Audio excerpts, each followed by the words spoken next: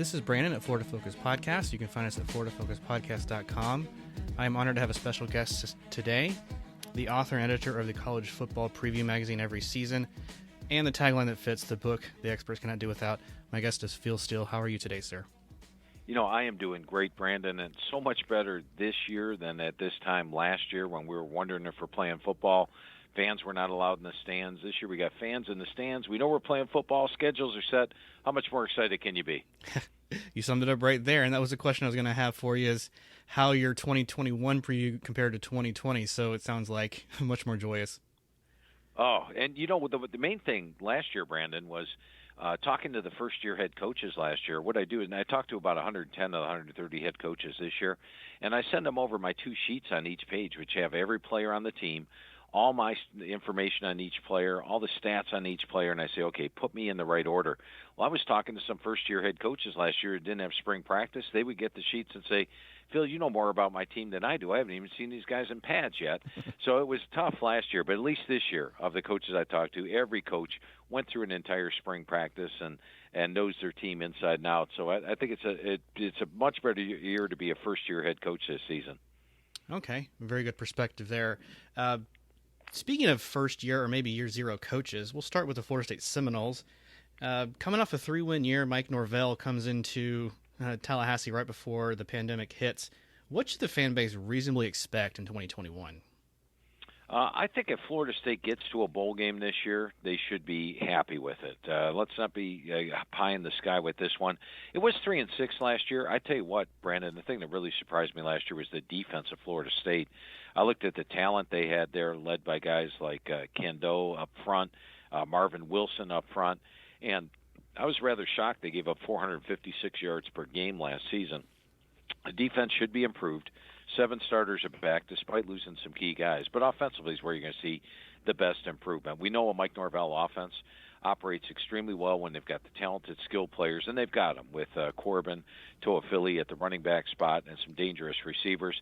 Also, I like the addition of Mackenzie Milton at quarterback. If he's anything like he was at UCF a couple of years ago before the injury, they will be dynamic. But also Jordan Travis gives them another quarterback that's got plenty of experience. And the offensive line, which has been a sore spot for Florida State fans for years, can only be improved this year. Now, the schedule's tough. It's the 14th toughest in the country. They'll probably be an underdog against Notre Dame, maybe at Wake Forest early on. At North Carolina, they'll be an underdog. At Clemson, they'll be an underdog. Home against Miami, they'll be an underdog. At Boston College, at Florida. So probably be an underdog in 7 games this year. That's why I said if they get to a bowl game, they probably have done a good enough job. I'd put the ceiling at Florida State this year maybe at 8 wins if it's a pie-in-the-sky type of year. The floor would probably be around 4 wins. So I think they've got a decent shot at getting to a bowl game. They probably have to pull one upset, though. Very good. You mentioned the tough schedule, and I think your magazine said it was the toughest Atlantic Division, which is fair. What kind of pieces can FSU build on to have better success maybe the next 3 seasons? Well, the recruiting, and I think that Norvell has done a great job recruiting, bringing the talent in there. You're going to see them now get acclimated. Remember last year he didn't really have the benefit of spring practice. Now he's had them for an entire full year. So I think the recruiting is going to be the big thing, and we're going to see Florida State. I mean, it's so easy to recruit in the state of Florida that Florida State will be right back up there in the short term. Okay, very good. So the Florida Gators, you're projecting Georgia to be a very good team this year. UF comes off of a pretty good season last year. Where do the Gators kind of fall in? Where do you think their SEC success will lie this season? Well, I've got the Gators as a clear number 2 in the SEC East, and for a couple of reasons. When I look at Georgia, they had a much better defense last year. The Bulldogs only allowed 321 yards per game. Florida allowed over 100 yards more than that at 428. I've got Georgia as my number 3 defense in the country. And while I think Florida's defense, despite having just 5 starters back, will be improved, I don't think they're quite up to Georgia's level. And offensively, talking to the head coaches this year, almost every head coach has got 15, 16, 17 returning starters.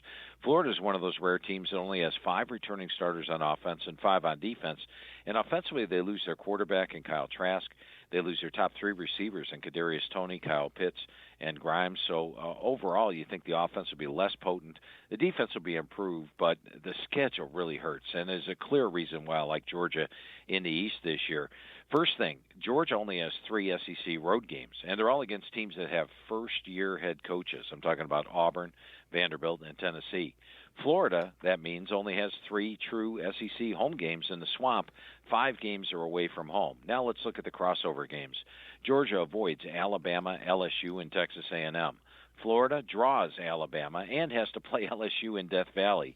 So it's a much tougher schedule for the Florida Gators over Georgia. I think Georgia has better talent than Florida does. So I picked Georgia 1, but I've got Florida coming in second in the East.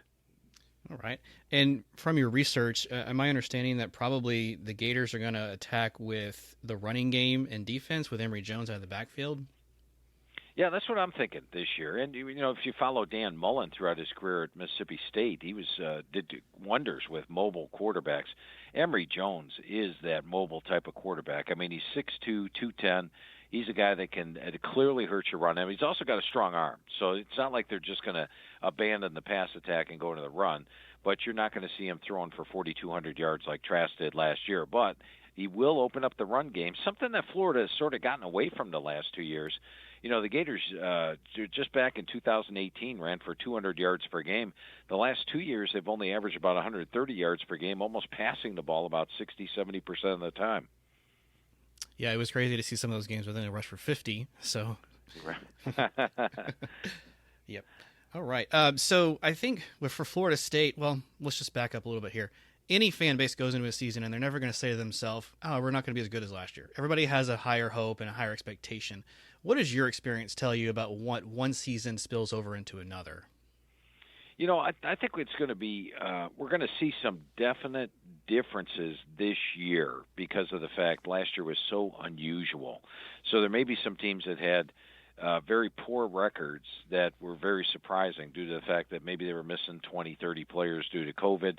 Now that everything's back to normal, you'll see them make a big jump. And there may be some teams that maybe had 0 COVID losses last year, remained healthy throughout the year, and took advantage of it with great records, and you may see them regress a little bit more. But generally, what teams do, especially at the end of the year, go back to LSU prior to the emergence of Joe Burrow. He did great his final 4 games in 2018, and then it carried over into 2019 when their offense put up 50 points per game. So I think there usually is momentum.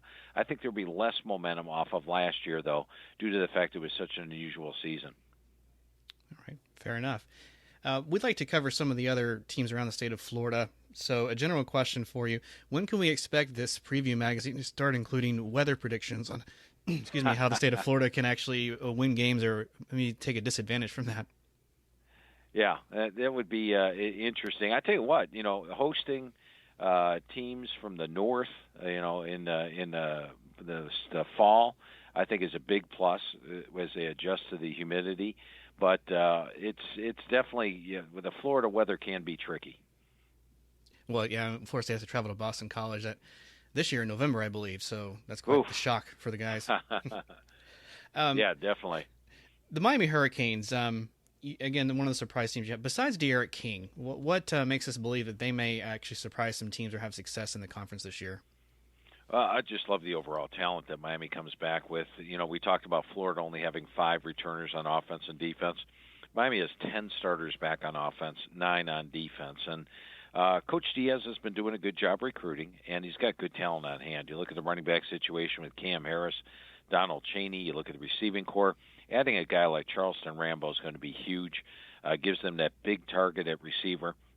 It's a dangerous playmaker, and that's going to help out De'Aaron King as well. Now, King coming off an injury, but if you watch the spring game, I like both Jake Garcia and Tyler Van Dyne, the backup quarterbacks. They're 2 VHT QBs who I think can fill in well.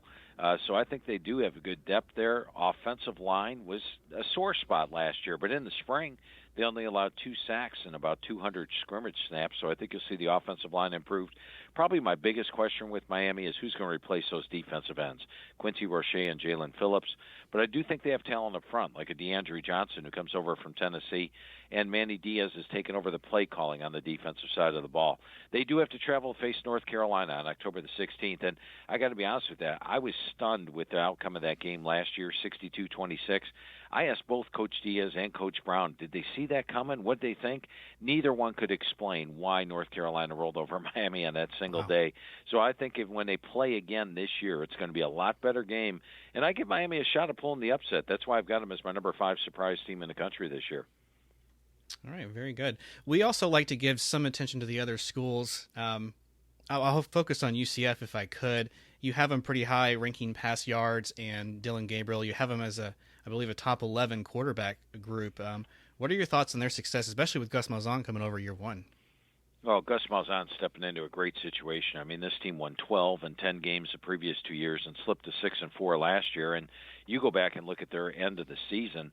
I think in the final game, when they gave up 46 points to USF, they had, I believe, 2 starters from their opening day lineup on defense. They lost a lot of players due to suspension, opt-outs, and injury during the year defensively, and it was a nightmare. Well, what Gus Malzahn has done is he inherits a pretty talented team, and he brings in some great additions. We're talking about Big Cat Bryant off the defensive end from Auburn. Ricky Barber comes in from Western Kentucky. They had in the secondary Marco Damio from Auburn, believe it or not. How about a running back, Mark Anthony Richards, my number 4 rated running back out of high school from Auburn. They had in a Virginia transfer in R.J. Harvey. They had in Northwestern transfer Isaiah Bowser. It's receiving core. They had in a Tennessee transfer in Brandon Johnson. Another Auburn/Colorado State transfer in Nate Craig Myers, who's my number 1 wide receiver out of high school. And even on the offensive line, they bring in a Tennessee transfer in Marcus Tatum. So he's got a lot of Power 5 transfers. He's got a talented team, and he's got a team that didn't perform well last year due to a lot of things like suspensions and injuries. I think they've got a big shot. October 16th, when they travel to Cincinnati, that's probably the game that determines the AAC. I think you'll see UCF look a lot more like the 12 and 10 win season, or the triple or double-digit win seasons they had in 17, 18, and 19 than last year's 6-4 squad. And in the rest of the state, and we know that there's been some struggles of late. FIU, although they have a good coach there, South Florida is still getting things going with Jeff Scott. And how does their success and or schedule impact the other schools, if at all, in the state of Florida? I don't think it'll impact the other schools, but I do think both those teams you touched on will be much improved this year. I think when you look at Florida International, last year was a year where, when I talked to Coach Butch Davis and going over the team with him, he's like, that year shouldn't even count. It was just something where they were so down as far as players for the games, and they really had no offense whatsoever. And Max Bortschlager, their QB that started the last 2 games, was never 100%. I expect Bortschlager to be back to 100%. They've got a pretty good running back in Devontae Price. Bryce Singleton's a dangerous receiver. And, of course, Butch Davis has got the transfer portal working for him. They brought in numerous transfers, both offensively and defensively. They're going to be a vastly improved team. After going 0-5 last year, I think they've got the potential to get up there towards 6 wins and bowl eligibility. And then you talked about Jeff Scott taking over at USF. Once again, first-year head coach, no spring practice, didn't really know the team. And Cade Fortin was a North Carolina transfer that wasn't really 100%. He is so much ahead of where he was heading into last year. I think Cade Fortin will look like the quarterback that everybody thought he was when he signed at North Carolina. They've got some talent, like Latrell Williams and Xavier Weaver at the receiver spot. And defensively, they bring in a couple of nice additions. Jamari Stewart coming over from Mississippi State. Xander Yarborough, a guy that was very good at New Mexico State. I think he comes in, makes an impact. Christian Williams from Miami of Florida, Matthew Hill from Auburn. So they've got some talent coming in on the defense, 18 returning starters. And I like the overall team speed that South Florida has. As you know, Brandon, the Florida recruits have a lot of speed, and South Florida has that speed as well. So I think you'll see both USF and FIU be much improved this year. Excellent. Willie Taggart stepped in at FAU, and I think he's even got his son on the team. Do you expect he'll have that Lane Kiffin type of vibe there at Boca Raton anytime? Yeah, they could get that this year. In fact, I've projected them to win their division this year, and I like what he did last year. He was a first-year head coach that didn't have the benefit of spring practice, and yet you look what Florida Atlantic did right out of the box. I mean, they gave Marshall a game. They opened up 5-1 and appeared poised for a big season, lost their last couple. They have 54 lettermen returning this year, and 5 letterman loss. 5. So they've got practically everybody back. N'Kosi Perry comes over from Miami of Florida to battle Michael Johnson, a Penn State transfer. Michael Johnson, the son of the offensive coordinator, Michael Johnson, so he's got a shot. How about bringing in USF transfer Johnny Ford at running back? And good talent throughout the offense. And defensively, we saw how good they could be last year. They've got a shutdown corner in Zion Gilbert, and I think their defense can be just as strong as last year when they allowed just 17.4 points per game despite having only 3 starters back. You look at the schedule this year, it's not easy. They open up with Florida on the road. They do have to play Air Force on the road. They have a little extra time to prepare for the option, and they play an option team 2 games prior in Georgia Southern, so that helps the preparation. They do have to play UAB, another one of my favorites in CUSA on the road, and they also play Western Kentucky on the road. But I think Florida Atlantic's got a really good shot at getting to that CUSA title game against UAB this year. Yeah, you touched on a lot of the schools, especially in the south central parts of the state, tend to borrow, beg, and steal each other's players, and it's coming to fruition right now. Yeah, and the transfer portal being as open as it is, it's really interesting to see how these changes or how these transfers are going to impact the teams. I bet you some will not have the impact expected, but majority probably will. Phil, I can't thank you enough for your time. Let our listeners know where they can find your magazine.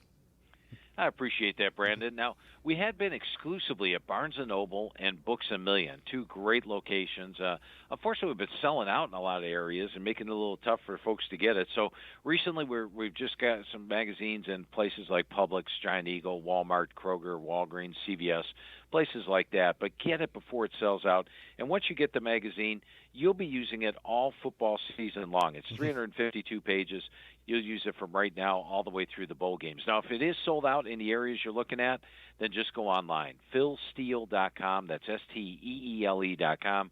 When you go to PhilSteele.com, you can order either the hard copy or the digital version. So just go to PhilSteele.com or head out to your local store today. But make sure you snag your copy. You'll be using it all season long. It's like getting 130 different media guides rolled into one. Excellent. Well, Phil Steele, again, thank you so much for your time. It's been appreciated. A lot of fun talking football with you today, Brandon. Thanks for having me on. You bet.